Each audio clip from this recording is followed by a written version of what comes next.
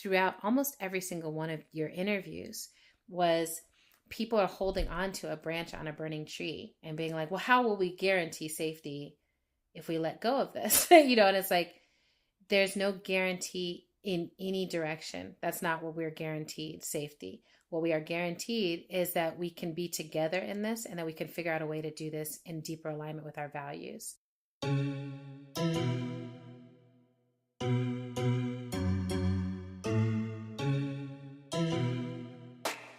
I'm Autumn Brown, a queer science fiction writer, mother of dragons, and a healing justice facilitator for social movements living in Minneapolis, the center of the uprising. I'm Adrienne Marie Brown, a writer based in Detroit who is returning from a 6-month sabbatical and really excited to be back. And this is How to Survive the End of the World, our podcast on surviving and facing apocalypse with grace, rigor, and curiosity. And you're back! Hi, sister! Hi, sister. Welcome back. Thank you. I am really grateful to be back and grateful for the world that I am returning to. And wow, so much happened while I was away. We did some things while you were gone. Y'all been up to some things. And yeah, it's incredible to return. Today, we're going to do a deep dive on what we've learned from our survival series.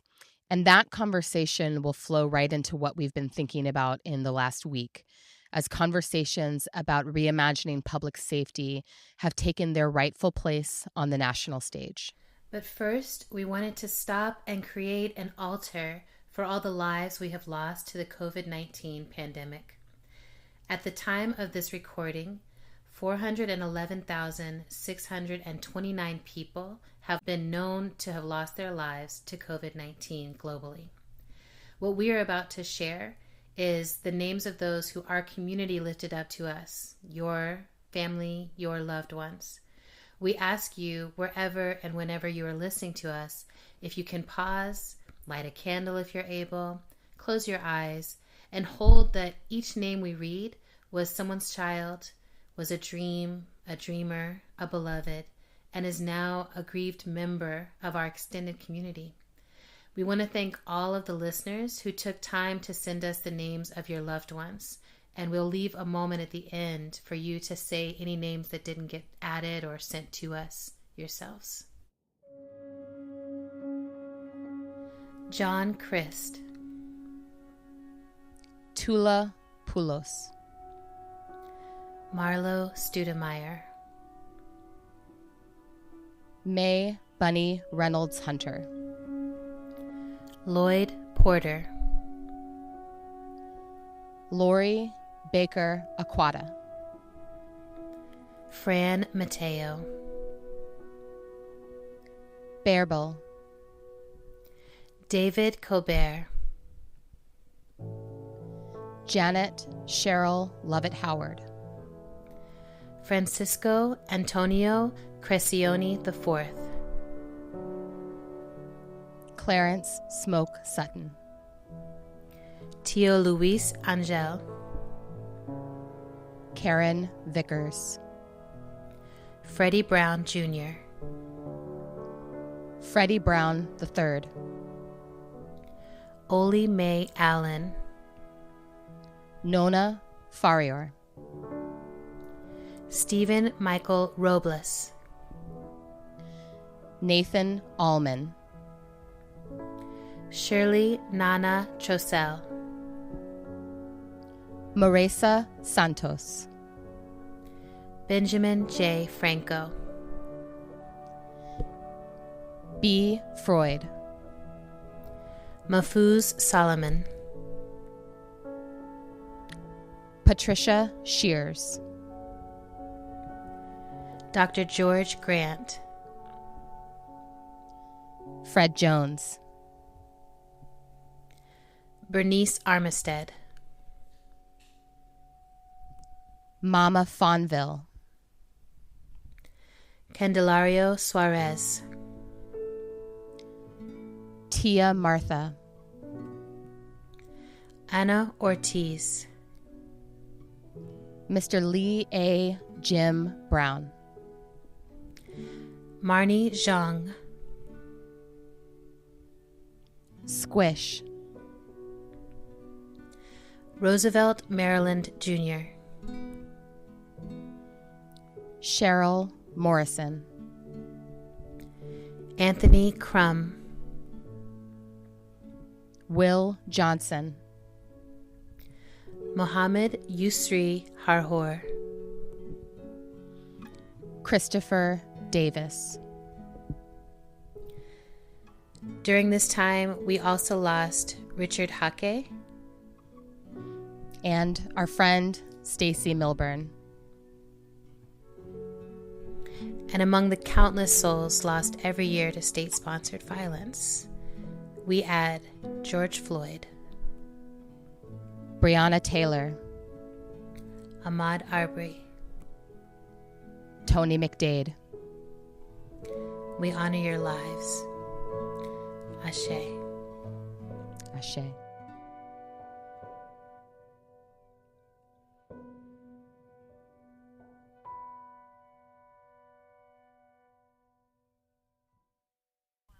So I made a list of questions, which is one of the first tasks that I have done as a returning human. Hey, I love lists. I know. I was like, I made a list of questions. Okay.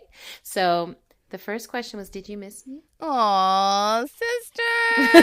I did miss you. It was interesting to like go through the process of figuring out what the show was going to look like without you there.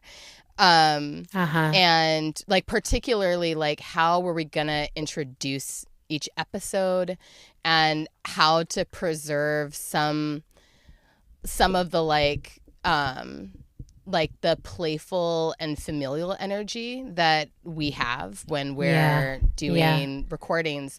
And I think because of like what I think, I'd be curious to know what other folks noticed, but what I noticed about like you missing from the miniseries was that every interview felt a lot more serious. Like there like I feel like you bring a playfulness to the conversations and to the interviews that like to it's me true. Felt like it was like it was, and it wasn't like it was missing in like a bad way. Like I think it was actually probably, given the conditions that we were operating under while recording this miniseries and given what's been happening in the world, like I feel like it was actually totally fine for each of the episodes to just have more of a serious energy. But I definitely noticed the like, oh, like I'm used to laughing a lot more as a part of doing this project. And I missed laughing with you, you know, like, it was. As I was listening to you in some of the conversations, I would hear you throw out something that would have been a joke if I had been there. And I would be like, yeah, girl, bloop. And then just be like, oh, they didn't. Okay, that's a different direction. But it was great. It was great because I was just like, oh, actually, all of these conversations are really served by how seriously they're being taken. Yeah. So definitely. I'm glad. And I missed you too. I would love to ask just what your life has been like over the past few months as you've been doing this series, because it's not like, I imagine it has not been the ideal conditions for trying to pull off a massive podcast process that involved lots of interviews and scheduling and all these things. Yeah, it was. Well, yeah, what's it been like? I have to say, it was really interesting. So as you know, as all of our listeners who've listened to the miniseries know, we had been planning the miniseries for months, right? I mean, like the inception of this miniseries came several years ago when we started the show. Like we knew we wanted to do it. And then we decided to do it during this time that you were going to be on sabbatical. We started planning out the series, you know, like actively planning it about like 5 or 6 months before we launched it, just in terms of sketching out what the topics were going to be and all the things. And then, you know, I remember in January, February, I'm like starting to schedule all the interviews, or at least the first set of interviews, while I'm figuring out who the rest of the guests are going to be and what the episode structure is going to look like and all the things. And, you know, and already at that point, I knew that I was going to be including Finn's voice in the show, because Finn had repeatedly expressed interest in like having conversations that were recorded about apocalypse. And so we were moving forward with that. And then the pandemic hits. And multiple things are happening for me at that moment. Like, one is I have one of my children is like suffering from a mystery illness, and I'm taking this child to all these different doctor appointments. I'm already like, you know, at the point that the school closures happened in the middle of March, I had already been on leave from work for 2 weeks because I was home with my child who was sick, trying to go through all of these different appointments, trying to figure out what was going on. And so then the school closures happened, which are really relieving for me, because I'm in the situation where I'm like, I don't know yet what's going on with my kid. I'm not sure if they fall into the category of being immunocompromised or not, but I definitely don't want them to be in school right now. But then I'm suddenly having to navigate, like, now I have to take like emergency leave from work because I have to be home with my children through the most likely at that point, you know, because at first it's like we're closing for 2 weeks, then 3 weeks, then a month. And then finally, I mean, but as soon as they close the schools, like most of us knew, like kids are not going back to school at the end of the school year, right? Like, or not before the end of the school year. So I'm navigating having, you know, the first 5 weeks after the schools closed, I had my kids for like almost that entire time straight, with the exception of like a couple of nights where I didn't have them for a lot of reasons. And so that sounds really wild. It was wild. So I'm in the midst of this situation where I'm like full-time solo parenting my children. Lots of folks in my life are like in different kinds of crisis. The pandemic is unfolding and we're all in the process. Like right now I'm having this moment where like, remember the pandemic? But at that point, you know, it's like the only thing that's happening. And we're all in the process of figuring out, what does it look like to be safe and secure? What does it look like to have pods? What are the practices that we're all using? How are we all supporting each other? What does mutual aid look like? Like we're all figuring this out. And in the midst of that, I'm sitting here like, we have to do this miniseries. Like, this is the time. This is like the time that we need this content. Like, it didn't feel like an option for me to delay it or cancel it in the same way that other things felt like it was an option to delay and cancel.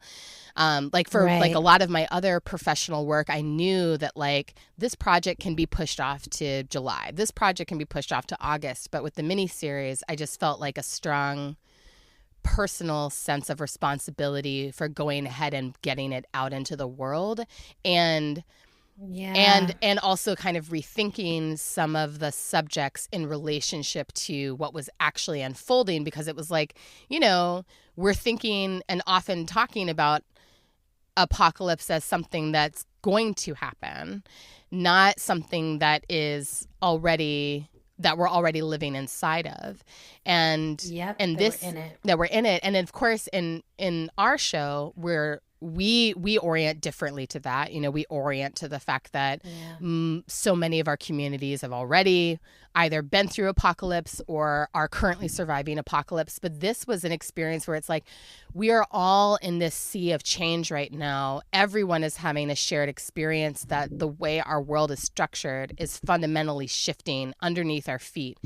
And this is the moment where we need to be having conversations about like the skills that we actually have to be building in order to move through this together in a holistic way that's oriented towards healing and justice. And so that meant that I was having to figure out like, how am I How am I recording interviews?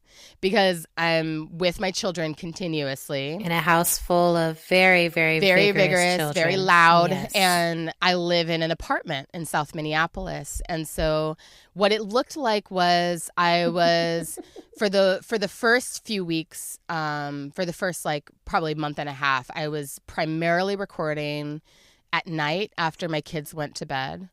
And then any reviewing or production work or any work writing, whether it was developing the questions for the interviews or whether it was, writing the content for the intros to each episode, which I always recorded separately. Yeah. All of that was happening late at night in my closet after the kids went to bed. This series involved a lot more prep work with guests and a lot more editorial than I think we've done in the past because we wanted to be really, really careful with the content that we were putting out. Mm-hmm. Yeah, I mean, I think it's some of the strongest work that the podcast has done. Aww. It made me realize how often I'm listening to interviews or reading stuff from people who are speaking about stuff without necessarily having lived experience in it. Like it's very theoretical and it's like, theoretically, we need to do this. Yeah, we should, and I just felt like multiple times during this interview series, it was so great to hear these people like, yeah. And then 10 years ago when I did this, and then 5 years ago, I did this. And it was just like, oh, this is like your passion. Like your whole life in a lot of ways is being shaped by answering this question. And it just was, I don't know, it just felt thrilling to me in the way that I've often felt thrilled like at the Allied Media Conference or something where I'm like, oh, people are just like doing this every day. Like this is not a trend. It's not a new thing. It's an ongoing, long weaving community. And I thought that showed out really well. Yeah, thank you. So I'm going to ask a few questions just to sort of pull out like what you feel like you learned. What do you feel like you were the most surprised to learn, like over the course of all the interviews? What felt like the biggest, like, what? Like, I needed that. Well, there is a specific tidbit that came out of the first interview I did with Queer Nature that was the most surprising piece of information that I learned over the course of the interviews. And that was it was kind of an aside that they shared about how well children do in survival situations. And I don't remember who said it. It was either So or Pinar, but one of them pointed out that children up to the age of 8 have like the best chances of surviving being lost alone in the woods because of the fact that they can imagine their conditions differently. And they can look at a bush and see it as shelter and turn it into shelter. They're really good at building fortresses. They're really good at creating shelter for themselves. I remember the fort. And then in the next interview, one of them talked about the fact that that's also why children are really hard to find when they're lost because they're so good at evading and sheltering in place. And there was something for me that felt like I just remember it landed in my heart in a really special way to have it feel affirmed through data about children, the role that imagination plays in our survival, that our ability to look at our conditions and see the opportunity there inside of whatever fearful, terrorizing, or just destitute situation we're in, that the capacity to imagine the literal conditions differently, not just imagine future conditions, but also looking around at our actual conditions and being like, how could I see what's happening through a different lens? That is the key to my survival. That was the most, I think, surprising thing that I learned, because I feel like in our movements, there's a lot of conversation right now about imagination and a lot of conversation about how we have to unleash our imaginations and imagine a better future. And I think for me, the idea that, no, we have to imagine a different now and imagine our current conditions differently, that was awesome. I love that. That was really, really awesome. Yeah. I love that. And that really resonated with me too, as I was like, oh, right. We have to be able to think like children, imagine like children. And then what were you the most surprised to realize that you already knew? Gosh, I'm trying to think of like whether I felt like I already knew things during the miniseries. Because honestly, I felt very sponge-like throughout the process. I felt, especially hearing people's personal stories, some of which showed up in the interviews that were actually released as episodes, some of which didn't. You know, there was some stuff that there's some stuff that I heard that didn't, make it all the way into the episode. And some of that was just really raw and beautiful, and I felt deeply honored to be receiving those stories. But I think I don't remember having a clear sense that I was like, oh yeah, like, oh wow, I already knew that. But I think that there were some things that perhaps I became more sure of.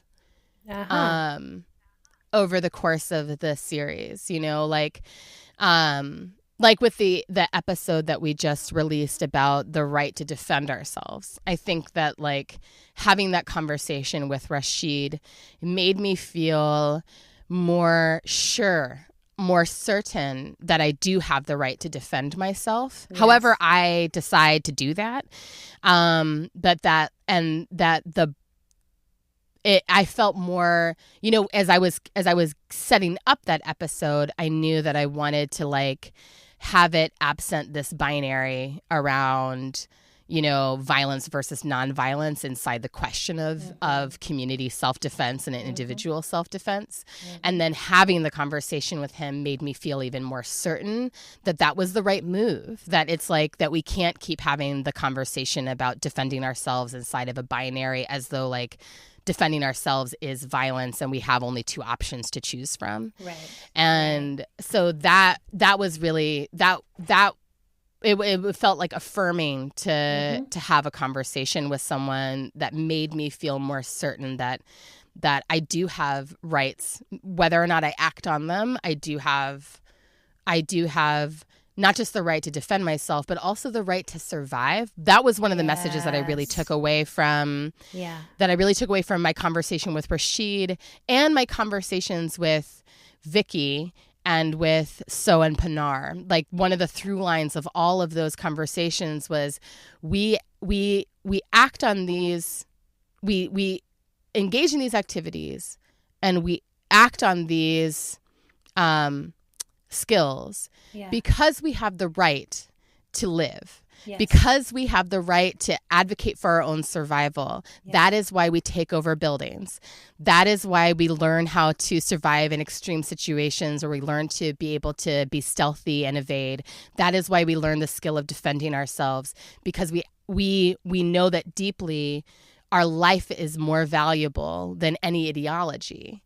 And to me, that was so aligned with everything that this show is really about ultimately. You know what I mean? It's recognizing that all of our communities and all of our individual lives have inherent worth, inherent value, and we all have the right to do what is necessary to survive. I love that. And I feel like it did strike to the core, as I'm just yes, I have the right to exist. And I have the right to protect myself and my loved ones. And that it just felt like opening up more possibilities for the conversation.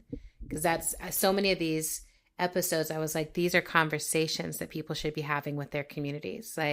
Listen to this and then have this conversation with the people that you're, quarantined with. It's what will we do? Yeah, totally. It's and there's no time like the present, right? Exactly. Because now one of the things that was really interesting about releasing these episodes in the context of a pandemic where people are sheltered in place and quarantining is that it does give folks an opportunity to build a different kind of relationship right where they are. Exactly. A relationship that's grounded in shared agreements. Exactly. And I think that, across the board, one of the things that I was witnessing across like a lot of my personal relationships as we've all been navigating the pandemic is this is consent and agreement. Mm-hmm. And do we as Americans or, non-Americans living in a U.S. context, do we know how to have consent, how to gain consent, how to identify when we've actually reached agreement with others? And I feel like I noticed, particularly with quarantine and sheltering, that our ability to assess whether we've actually reached agreement that's how we know whether we're in a pod, right? That's how we know whether we are safely in relationship with others. And then, and to me, it feels like one of the baseline skills that also came up over and over again in the interviews was communication and being able to make decisions together, reach agreement, and gain consent. Exactly. And know that the consent is real. Yeah. And realize like where there's places where you're like, if we don't agree, what happens next? I think that it's been such an interesting conversation to move from, for me to move from being in a really, really isolated quarantine scenario to one in which I'm like, now navigating the quarantine boundaries with a bunch of other people who have a bunch of other thoughts and beliefs around all of it. And navigating, right? And just being like, oh yeah, like even though at all times, always, our lives are on the line based on the decisions that people are making around us and the decisions we make, the pandemic heightened it all, right? That it was like, no, seriously, like the choices you make will impact my capacity to survive and vice versa. And how do we want to do this? And so I was really grateful for each of the episodes. Felt like it laid in so well with both the pandemic and then with these uprisings. And I think you just kind of I wanted to go through and just be like key takeaway from each episode for you. Yeah. And so I feel like you just offered that for the defending ourselves one, right? Which is just like, I have the right to defend myself. Right. And it's not a question. It's not a question. It's not a question. And it's not a weakness. Like I think for such a long time as someone who was politicized onto a nonviolence path, that there was a while where I felt like, oh, it would be a weakness for me if I was to ever arm myself, ever defend myself. And it just felt like such a opening up of the possibility of like, it's not a weakness. It's a skill set we want to have in our community, and all of it. I kept thinking about it in relationship to community, right? That I'm like, oh, someone's got to have it. And actually, I'll just say this brief aside too. One of the things I binged while I was on sabbatical was The 100. And I love it. You love it, and you have loved it for a long time. And so I just took all 6 seasons straight to the head. And one of the things I love about it, though, is that question comes up over and over again, right? Is that moral conundrum of like, what kind of people are we? Are we the kind of people who defend ourselves at any cost? Or are we the kind of people who defend the weakest? Are we the kind of people who defend the most different? Are we the kind of people who see ourselves as all the most, like just what kind of people are we? And then inside of that, like there's the people who are jump to the guns and jump to arming themselves. And then there's those who are like, no, we don't want to do that, and all of it. And it just felt like really good watching to go alongside of all the conversations. And everyone's wearing like amazing outfits the entire time. Wearing very amazing outfits. Really By the on end, point. Abby's like black leather. I was like, I don't know where you got that in the Apocalypse fashion store, but I'm going to need that one. I mean, yeah, it's like the number of people who have like lace up bodices that are black leather. It's like, where is everyone getting their black leather? Like, I have not seen that. I didn't see where they were making it. But I did feel that constant question of like, oh, similar to, what I think movement has learned over and over again is that nonviolence generally succeeds because there are people who are willing to arm themselves and stand next to them and protect them, and bodyguards and like all the other things. And it just feels like the the more nuanced understanding we have of that, the better we can actually turn and face what the moment requires. So thank you for that one. So let's just rapidly go down. What would you feel like is the primary takeaway from the justice-based healthcare conversation you had with Anjali? So I would say the key takeaway from my conversation with Anjali about Casa de Salud, which maybe won't be a surprise to anyone, is the solutions are already here. We already have a model, multiple models actually, but Casa de Salud I think is one of the clearest. But we already have a model for how we transition away from the healthcare system that we have to a healthcare system that is more holistic, more sustainable, affordable, and answers not every solution, but most, right? So I think that, I think I feel like, to me, that episode was just one of the clearest answers on like the question of what do we do. It's like we don't actually have to look too far. It's not, it is a process. It's incremental. It requires, a high level of willingness to engage in like policy work, legislative work, but also, they just innovated and created a whole different model of how people access care. And they did that inside of the system as it exists. And so I think that like, that's great. For me, that was the key, is just like, yep. Like we always say, someone's already got the solution and here they are. Beautiful. What about for digital security? Digital security, one of my key takeaways from that conversation was the fact that we, like most people who are engaging with the internet, do not understand what it means to be on the internet, and don't understand how their personal information is being used and why.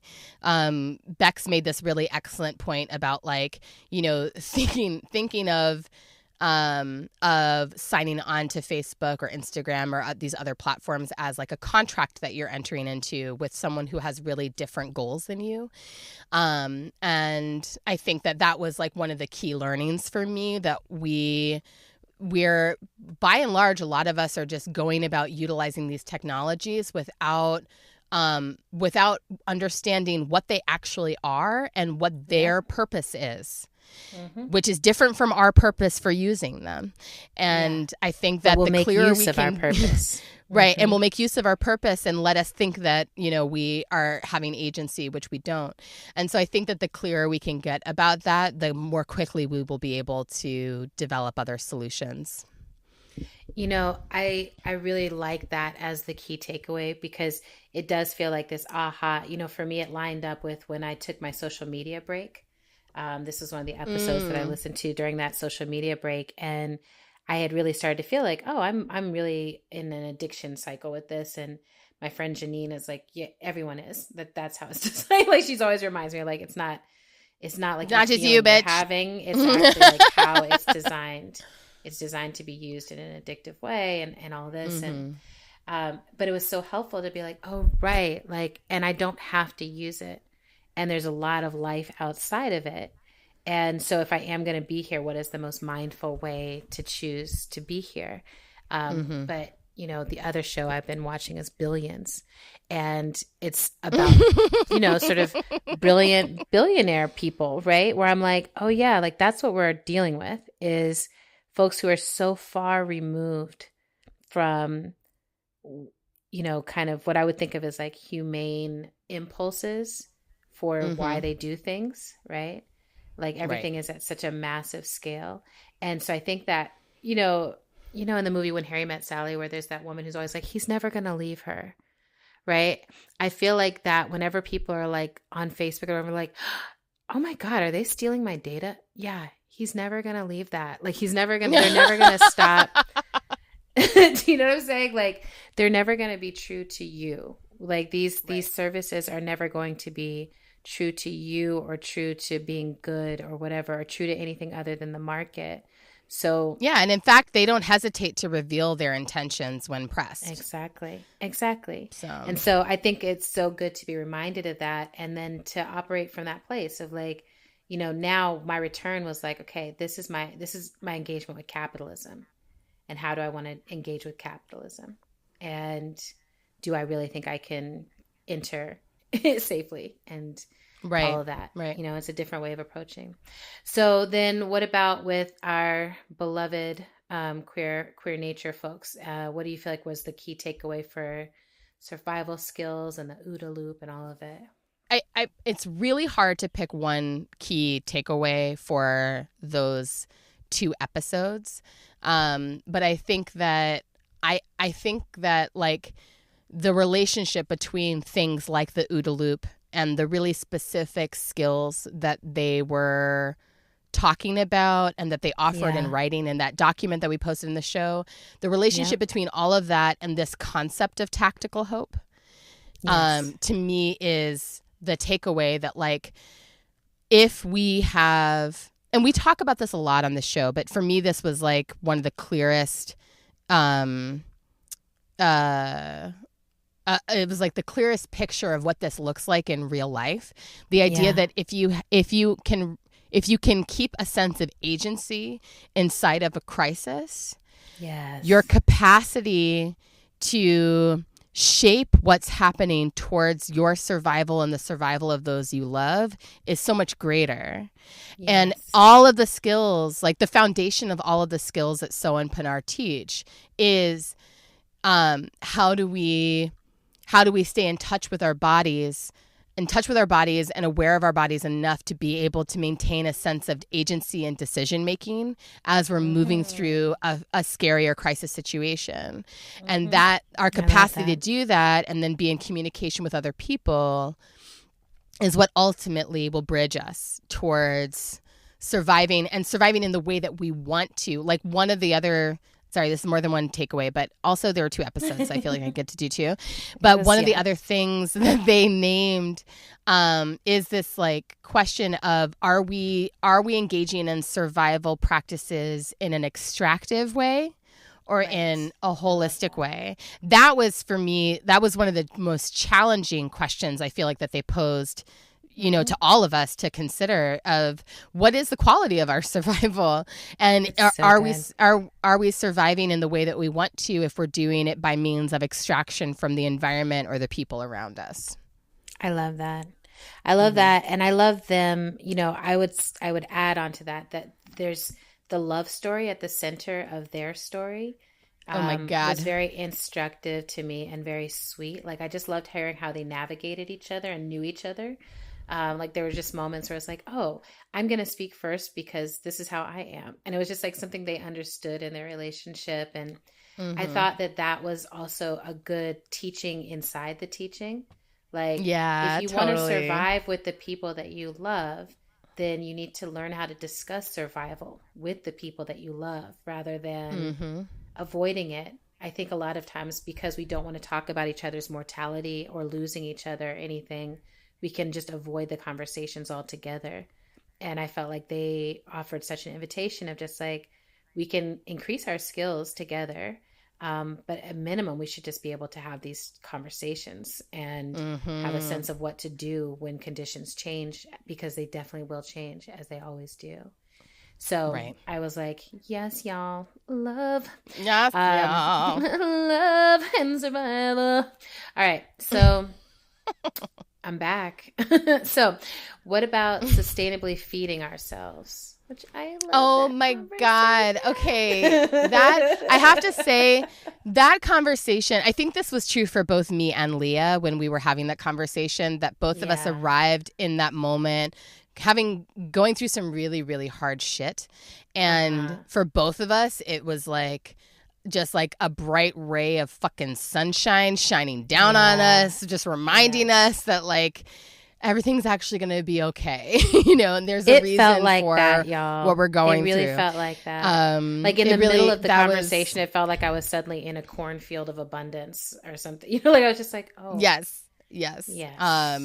The work that Soulfire is doing is really brilliant. And I think for me, one of the key takeaways of that conversation was that we don't yet know what the practices are that we are already engaging in that are going to be the means of future survival. So the story that Leah shared about about our ancestors braiding seeds into their hair before being boarded onto ships that were transporting them into slavery in what would become the United States, and then those seeds generations later becoming the means of transmuting like toxic pollutants into soil that can now grow food again.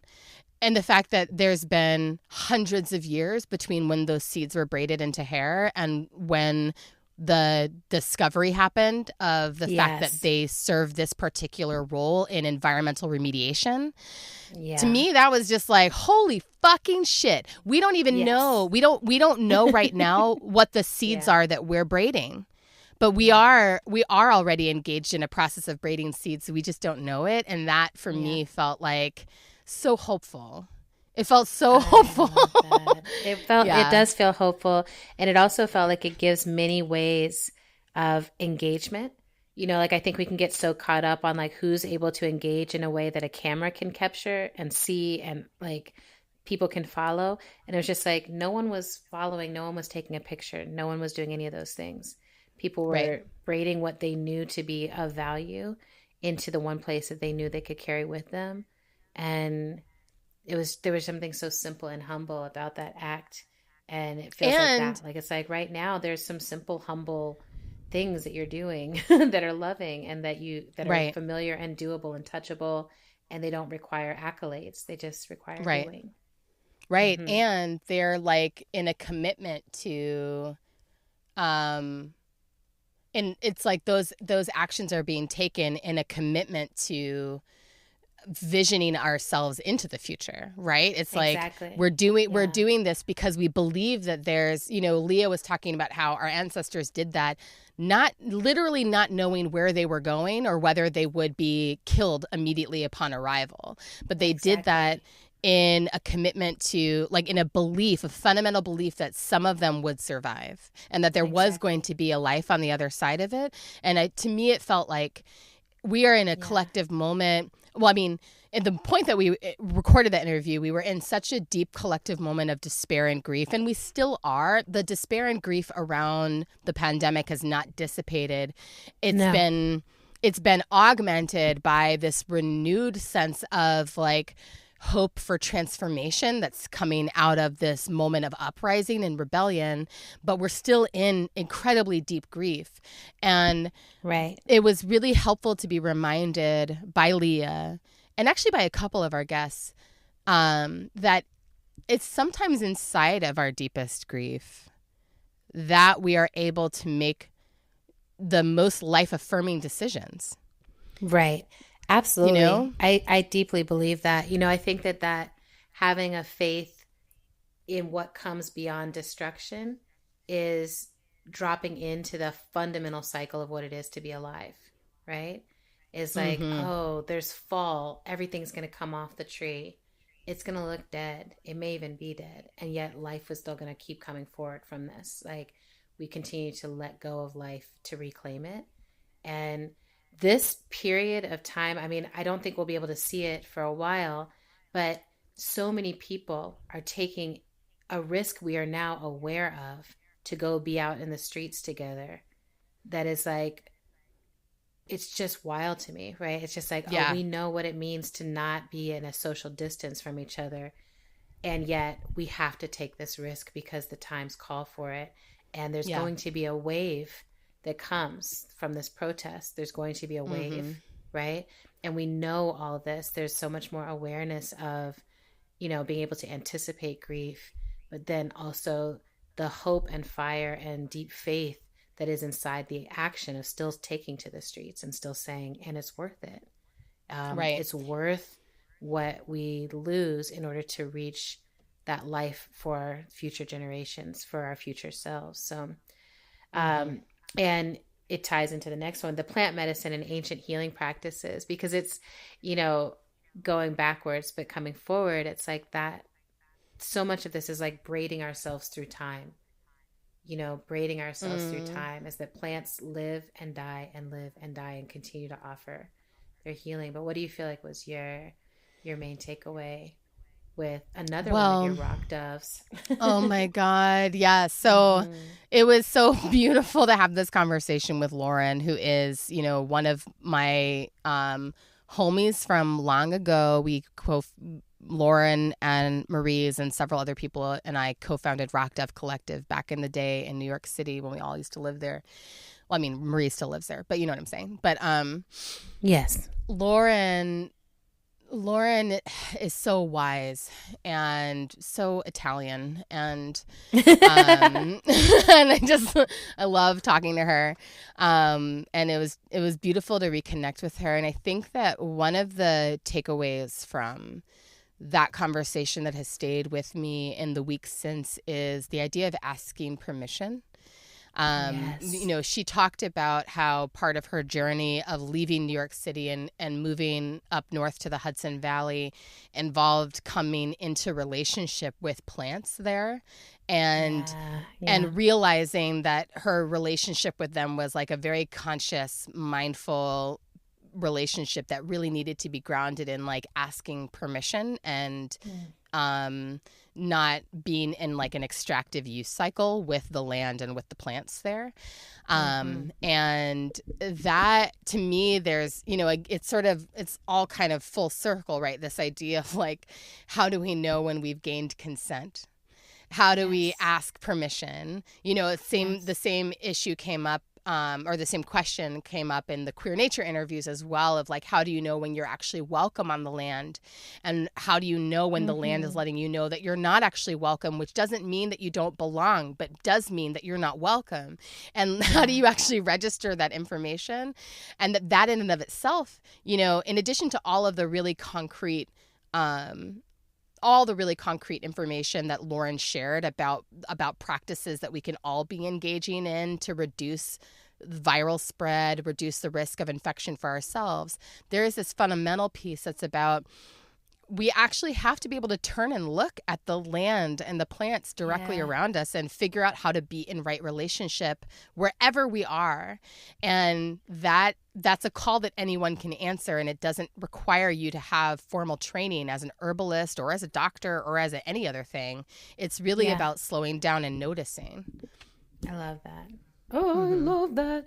I've been, one of the books I read on this journey has been Braiding Sweetgrass, which tons of people had told me for the longest time, like, you need to read this book. It really feels like in a beautiful dance with emergent strategy. Like it's like, oh yeah, this is this, but so much of it is like, how do we remember that we're always in a conversation with the land and we always need to ask permission to be there. I spent the last 3 months, basically 2 months, 3 months in Hawaii, and I kept feeling this feeling of home and being like, oh, of course you do. It's paradise. Like, who won't feel some of that here, but then having these moments of being like, oh, what permission do I have to be here in this moment, in this time? And what are the limitations on that permission? And letting it be okay. The whales were like, yes, girl, you can be right here where you can see us. But then there was also a feeling of impenetrableness around the mountains and around other spaces. And it was just like really good to hear that, there was like, yeah, the ocean is a home to me, regardless of where I am.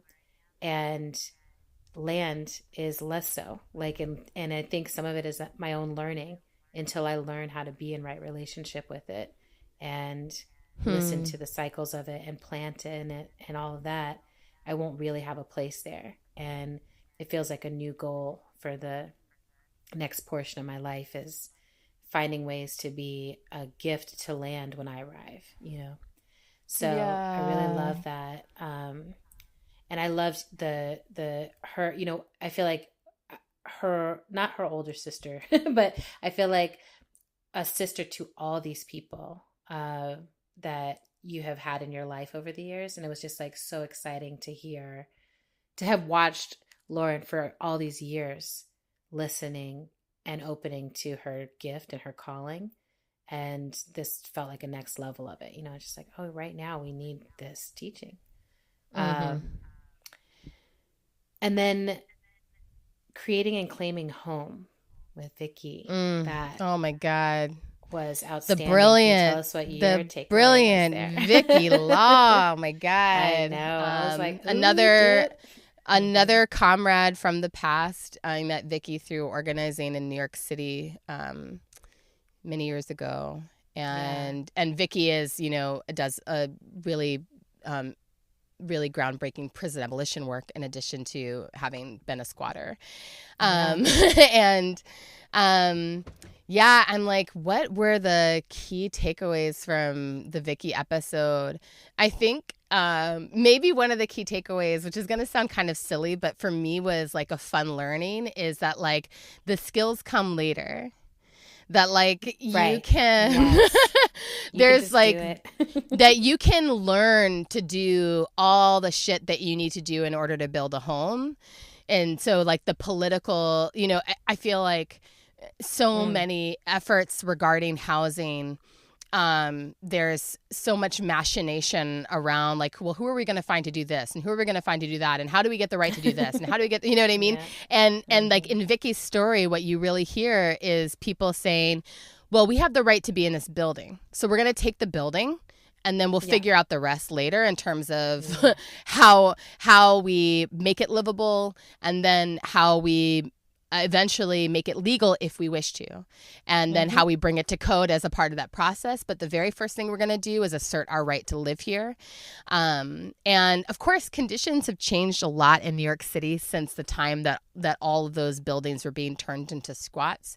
But I feel like the lesson of that time period and the lesson of the process that those buildings underwent, particularly those that did become legal co-ops, but, which was a process that took like 20 to 30 years.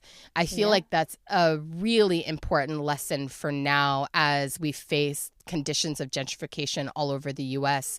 and particularly looking at places like Oakland where housing is such a battle. And even here in Minneapolis where affordable housing is a real battle and yet there's also lots of empty housing. I just that to me felt like that idea that like we'll get we can learn the skills that we need, but the very first thing we need to do is assert our right to occupy space. Felt like the key takeaway. Yeah, it feels like that is a key takeaway for this moment in a lot of ways too, as your city is just making this big pivot around policing that I think other cities are going to follow in. What I've seen so many times in movement is like, well, we can't make this move until we can show that we know exactly what we'll do on the other side of it. And I feel like a huge impetus of emergent strategy was like, we're not going to know what to do on the other side of it. It's going to all be experimentation. What we have to do is trust ourselves to be experimental. And that felt like it really came through to me in that episode is what I heard was like, we were willing to be experimental because we knew we had the right to exist. And like the same thing with policing, right? Is like, we know that we deserve to not be shot by the police. We will figure out the rest once we redistribute these funds to folks who aren't trying to kill us.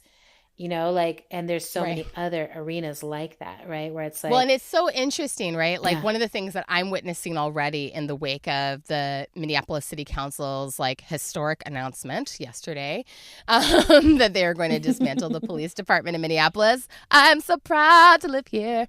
But one of the things that I'm immediately seeing is all these people, both like high profile people and not high profile people on social media being like, well, I'll be really curious to see what this actually looks like. And it's like, look, A of all, one, there is a plan, and there's been a plan, and I mean, there's many plans for what this would look like. So it's not like anyone is out here being like, and many models. So one, just do research, and then you can learn what it looks like. But then two, it's like as though the idea that you would have a roadmap to what the other side looks like having not been there doesn't directly come from philanthropy.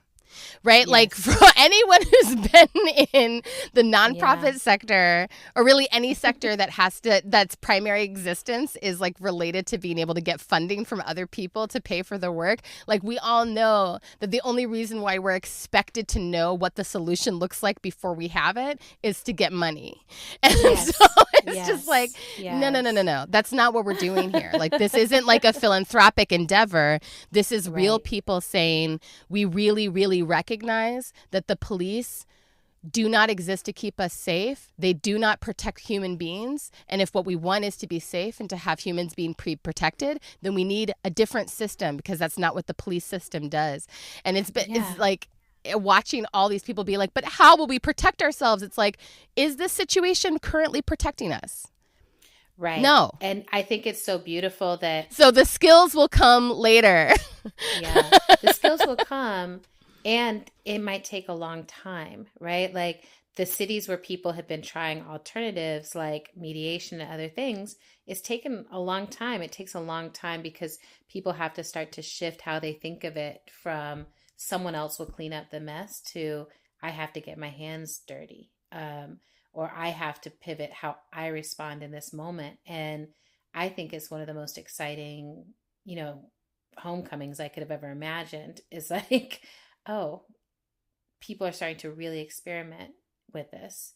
And it's like people are really, and I think one of the other things that is making this moment possible in Minneapolis, and I know we need to get back to the rapid fire, but is like, maybe we don't. There's years of organizing that's underneath this, but then one of the other things that happened inside the uprising was this process of block by block organizing for community self-defense, and people recognizing that like, if we are going to defend ourselves in this moment where the police are out of pocket, the National Guard is here not to protect us, but to protect the police.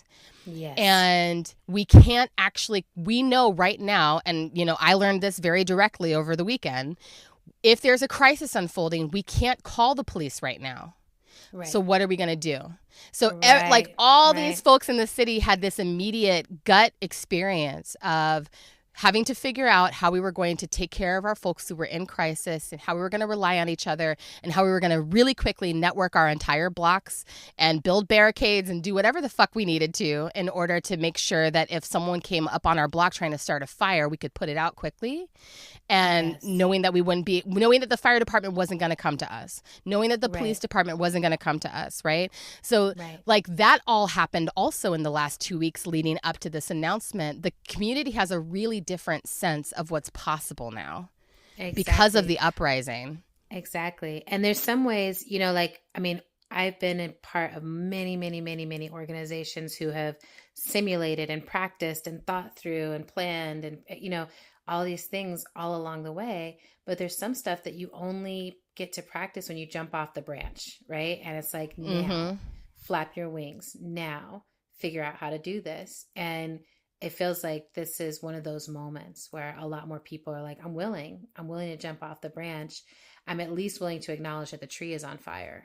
And the branch is not safe.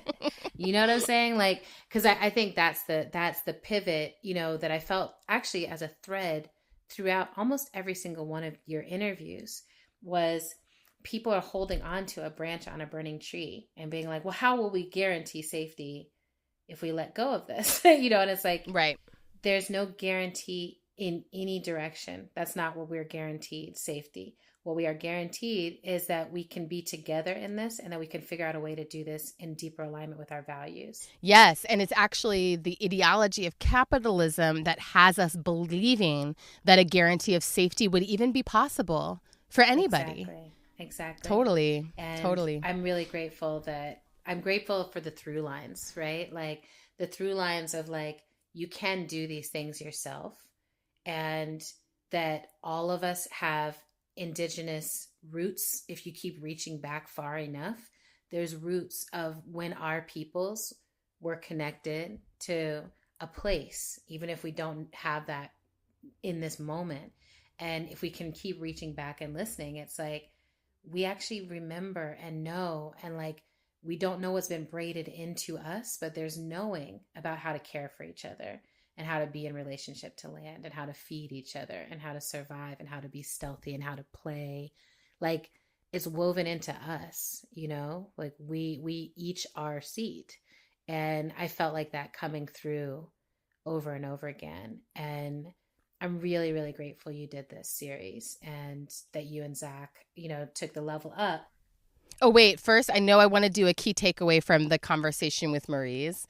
Yes, sorry, which, you know, it was like, no, well, and I mean, I did reference it early on, but I feel like this should be a key takeaway because Marie's deserves key. Marie's is key. Marie's is the key. But I think, and wait, can I think just say before you say this in a very sister moment? That's a very sister moment. Go for it. Did during my entire sabbatical was get on a call that Marie's organized about Tiger King.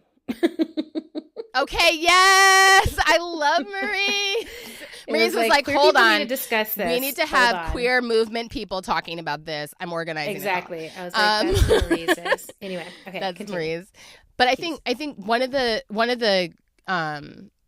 key takeaways from my conversation with Marie's, which ranged a lot between, we were talking about sheltering in place, we were talking about what organizing looks like under quarantine conditions. Yep. We were talking about the concerns about ableism and violence that were going to happen inside of the you know, sort of war zone response to the pandemic that we were already seeing indicators of. There was a lot in that conversation, but for me, one of the key takeaways was the importance of making space for our grief in this moment, and that that we're still in the wave of loss, and we're going to continue experiencing waves of loss as the pandemic and other pandemics that are likely to come later continue to shift the way our society functions. And a lot of the things that we took for granted would always be true about how we interact with each other and engage with each other. A lot of those things are already past now, and we just don't know it. In addition to the fact that people are passing, right? It's people passing, and it's also practices and norms that are passing away, some of which we're not aware of yet are already gone.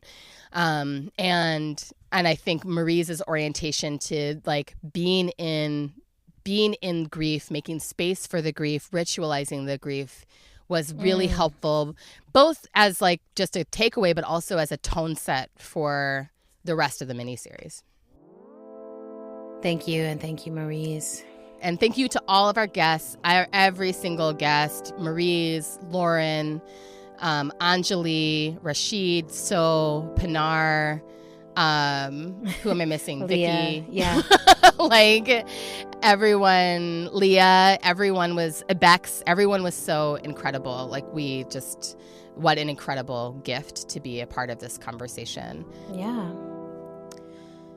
Thank you so much for listening to How to Survive the End of the World, and for being a part of the Apocalypse Survival mini-series that we've run over the last few months.